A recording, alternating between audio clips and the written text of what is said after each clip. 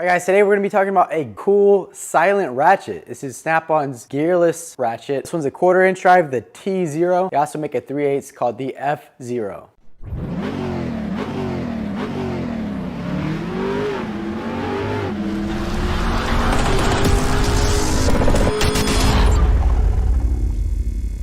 So Micah, what do you mean when you say gearless? On a typical ratchet, inside the ratchet, you have a gear. You can hear it clicking when you are backing off the bolt. That clicking is the gear engaging the teeth. On this one, you don't have any gears. So how does it work? I have the internals from one here that you can see. And what it is basically a smooth internal surface with bearings around it that are also very smooth. And as you switch the direction, it just switches which way that they are engaging, getting jammed up. So the price of this 1/4 inch drive is $155, and for the 3/8 drive, we're looking at $212.50. Now that's just for up until 2022, and then prices will go up again. So what are the benefits of a ratchet like that? Well, first of all, it's completely silent. So I'm gonna show you on the SketchRag 420G here. As we turn it, makes no noise.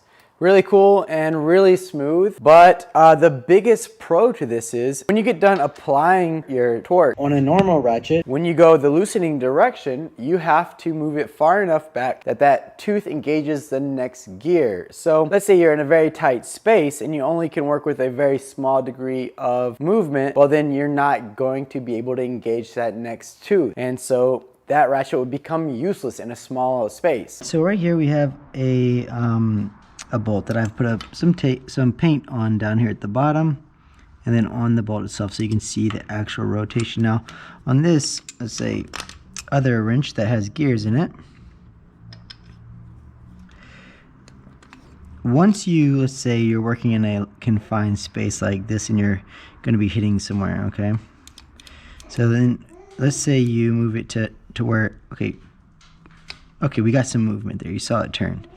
Now, in order to get it to engage that next tooth of the gear, we had to rotate it all the way to here. And you can see I've made a little red mark right there to show that. Then to engage that tooth, after we've gone past it, to engage it, we have to go all the way back to here. So, right here I've made a red mark as well. And you get a small movement, and you can see how much space it takes up. Now for the same amount of space here, so our paint marks are here and here. No, that's not important. Now for the zero gear ratchet, let's go ahead and put it at the same point here where we're all the way up against this. You can see we're hitting here. Now we can move it. Now we had to move back here before. Let's see if we can just move it to here and get engagement. So we move it back to here and then engagement. Back to here and engagement.